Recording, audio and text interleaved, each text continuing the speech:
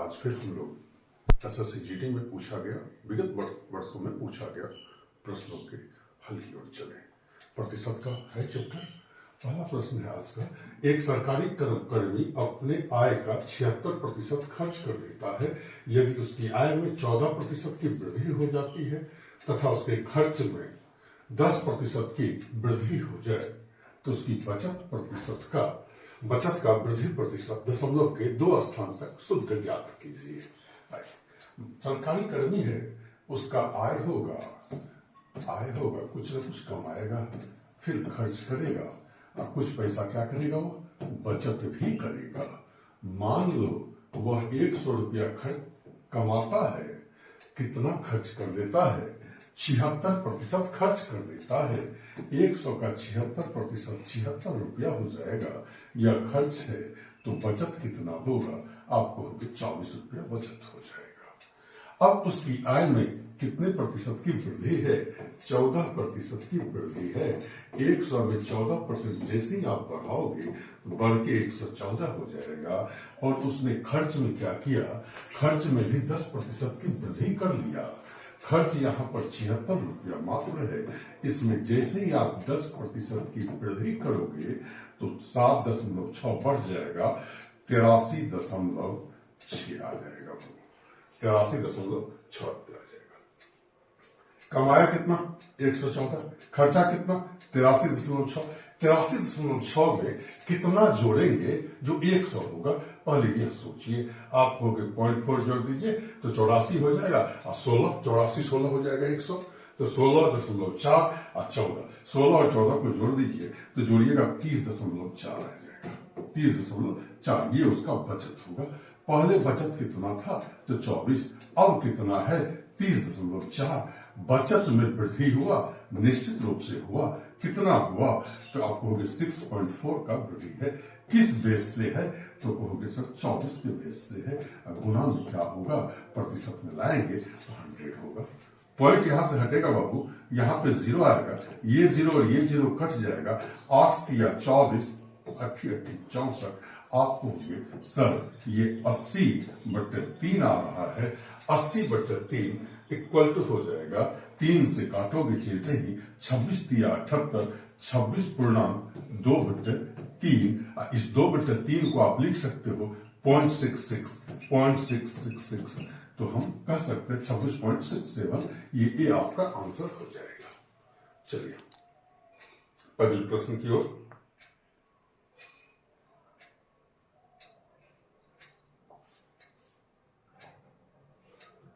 बयालीस नंबर प्रश्न है, कहा जा रहा है एक कॉलेज में 2 कोर्स होते हैं। एमकॉम में 500 में से 450 छात्र पास हुए, जबकि एमए में 2000 में से 1500 छात्र पास हो गए। तो कॉलेज का संयुक्त उत्तीर्ण प्रतिशत क्या है, कॉलेज का संयुक्त उत्तीर्ण प्रतिशत क्या है। कुल विद्यार्थी की बात करूं मैं, आप कहोगे सर कुल विद्यार्थी जो है 500 और 2000 मिलकर के 2500 है। कुल पास विद्यार्थी की बात करूं तो आप कहोगे सर 450 यहां पास किया है, 1500 यहां पास किया है, दोनों मिलकर के 1950 हो जाता है। आइए 1950 टोटल पास किया आपका कितने में, आप कहोगे सर 2500 में। गुना कर दीजिए, इसमें कितना, आपको सर 100 से गुना कीजिए, प्रतिशत में बदलना है। 0 कट जाएगा बाबू, 25 से काटिए इसे, 25 70 175, 20 95, 20 पे 0 आएगा, 200 होगा, 25 8 200, 78%, 78%। ये सी आपका आंसर हो जाएगा। चलिए अगले प्रश्न की ओर। कहा जा रहा है एक व्यक्ति के प्रतिदिन काम करने के घंटे में 25% की 25% की वृद्धि हुई, ठीक है, और उसके प्रति घंटे की मजदूरी में 20% की वृद्धि हुई। उसकी दैनिक आय में कितने प्रतिशत की वृद्धि हुई। सबसे पहले काम करने का समय, और ये समय जो है वह घंटा में है, समय जो है घंटा में है। कितने % की वृद्धि है, 25% की वृद्धि है, 25% का फ्रैक्शन वैल्यू 1/4। अगर पहले वह 4 घंटा काम करता था, अब 1 घंटा ज्यादा काम करेगा, 5 घंटा कर लेगा काम। प्रति घंटा मजदूरी, प्रति घंटा मजदूरी, प्रति घंटा मजदूरी कितना परसेंट का वृद्धि है? 20% का वृद्धि है। फ्रैक्शन बताओ, 1/5 से बढ़ेगा। ये 20% का प्रतिशत वैल्यू 1/5 होता है। पहले यहाँ 5 रुपया कमाता था 1 घंटा में, और 6 रुपया कमाएगा प्रति घंटा। देखिए 4 घंटा उसने काम किया, प्रति घंटा 5 रुपया कमाया।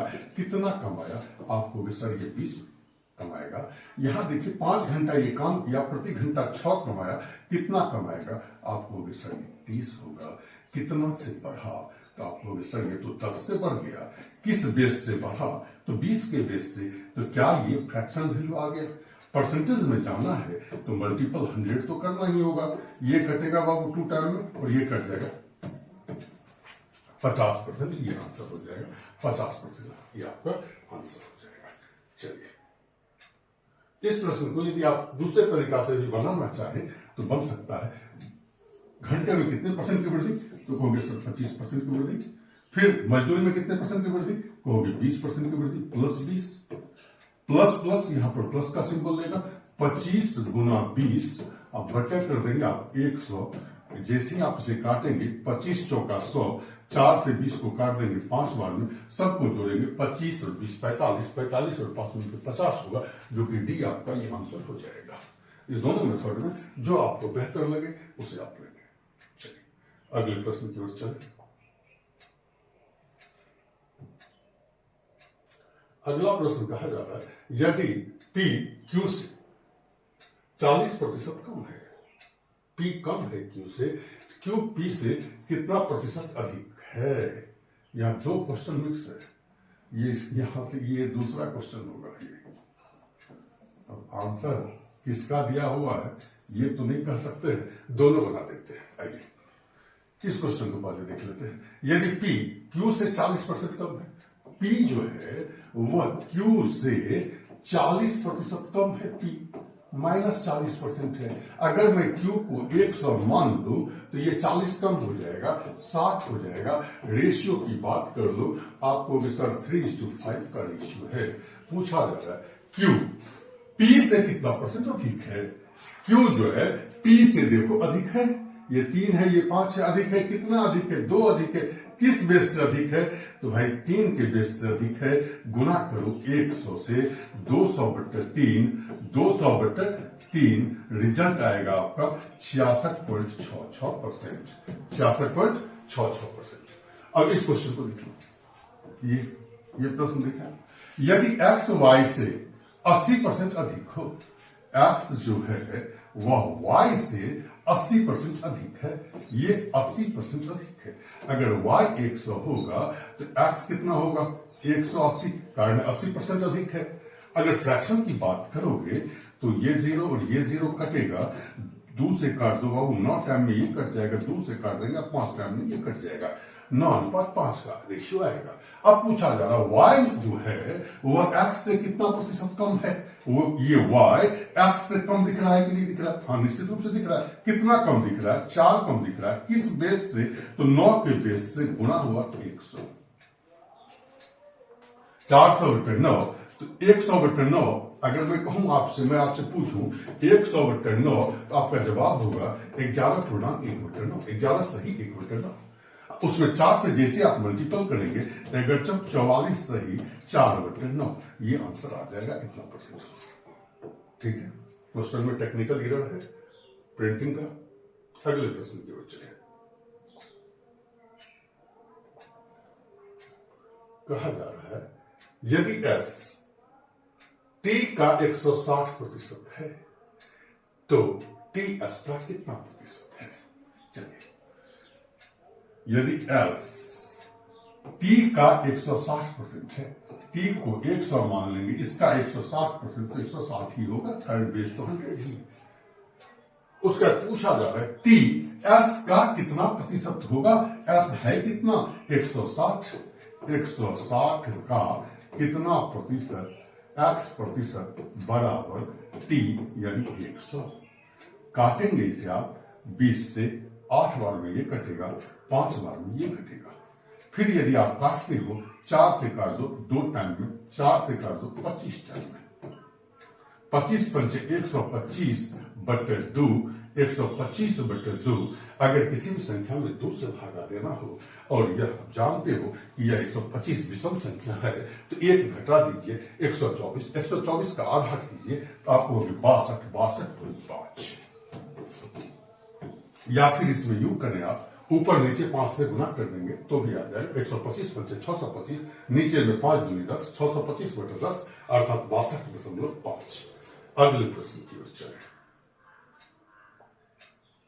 अगला प्रश्न होगा, कहा जा रहा है यदि x y से 30% कम हो, ठीक है, तथा z x से 50% कम हो तो z y से कितना प्रतिशत कम होगा। देखिए यहां पर ये हमने x लिया, ये y लिया। x जो है y से 30% कम है, y से 30% कम है, कौन है भाई तो x है। y को आप क्या करोगे 100 मान लोगे, 30% कम यानी 30 कम तो ये कितना 70। और z नाम का जो है चीज वह x से कितना है कम, 50% कम है। 70 से 50% कम, 50% कम मतलब आधा होगा, आधा कर घटेगा तो आधा बचेगा। 70 का आधा कितना, आप होगे 35। अब देखिए z का मान 35, x का मान 70, y का मान 100। पूछा जा रहा है z y से कितना प्रतिशत कम है, y से इससे ये कितना कम है। पहले ये देख लीजिए आप, 100 से 35 कितना कम है। आपका जवाब होगा सर ये 65 कम है। किस बेस से कम है, 100 के बेस से कम है। ये फ्रैक्शन में आया, परसेंटेज में लाने के लिए 100 से मल्टीपल देंगे, कटेगा 65% आंसर आएगा। चलिए अगले प्रश्न की ओर।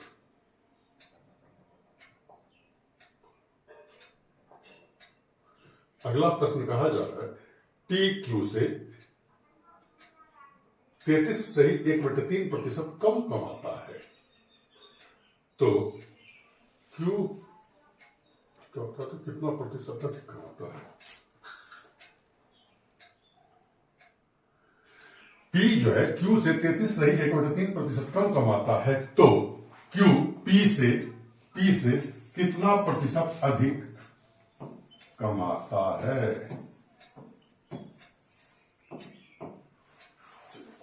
33 सही 1/3 प्रतिशत है, फ्रैक्शन वैल्यू 1/3 आएगा। कारण 33 को 3 से गुना करोगे आप, 33 दिया 99 जोड़ 1 हो जाएगा आपका 100 बटे 3 है और ये प्रतिशत हटेगा, नीचे में डबल जीरो आएगा, ये कट जाएगा 1/3 हो जाएगा। पी क्यू से इतना कम कमाता है, चलिए पी और क्यू यदि 3 यूनिट कमाता है तो पी 1 यूनिट कम कमाता है। भाई कितना यूनिट कमाता है, 2 यूनिट कमाता है। अब कह रहा है क्यू पी से कितना अधिक कमा रहा है, देखिए तो 1 अधिक कमा रहा है। किस बेस से, पी के बेस से यानी 2 के बेस से, गुणा हो जाएगा कितना 100। काट दीजिए बाबू इसे कितने टाइम में, 50 टाइम में। ये डी आपका आंसर हो जाएगा, ये डी आपका आंसर हो जाएगा। चलिए अगले प्रश्न की ओर चलते हैं। कहा जा रहा है यदि एक्स वाई से 25% छोटा है, यदि एक्स वाई से 25% छोटा है तो वाई एक्स से कितना प्रतिशत है। वाई एक्स का कितना प्रतिशत है देख लेते हैं। यदि एक्स जो है वह वाई से 25% छोटा है, वाई को 100 मान लो, एक्स जो 25% छोटा मतलब 75। रेशियो कितना, 3:4 का रेशियो आ गया। कितना प्रतिशत अधिक है, कितना प्रतिशत अधिक है। y जो है वह x से कितना अधिक है, पहले ये देखिए 1 अधिक है। किस बेस से बाबू, 3 के बेस से। अब परसेंटेज बनाने के लिए गुना 100 करेंगे, 100/3 बराबर 33.1/3%। ये आपका आंसर हो जाएगा।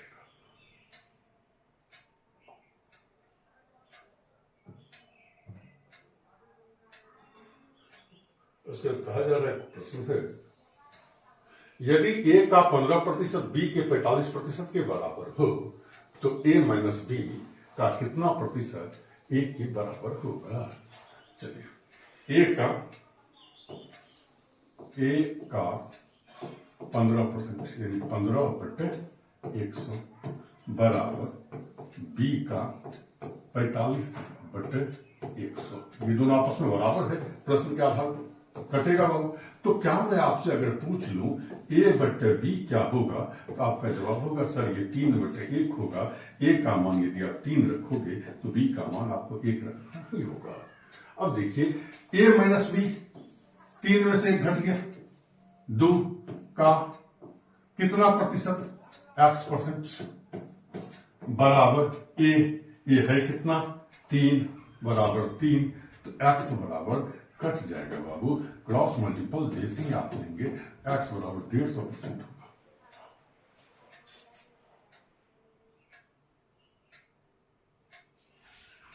a माइनस बी का कितना परसेंट, a माइनस बी ठीक है 3 में से घट गया 2 का कितना प्रतिशत a के बराबर है, a के बराबर है 150% होगा। ऑप्शन में एरर है, ऑप्शन में एरर है,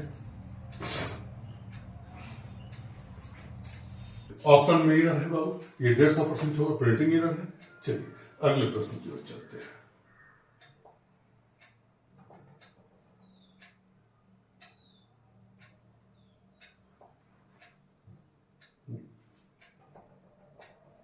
प्रश्न यही तो है क्या,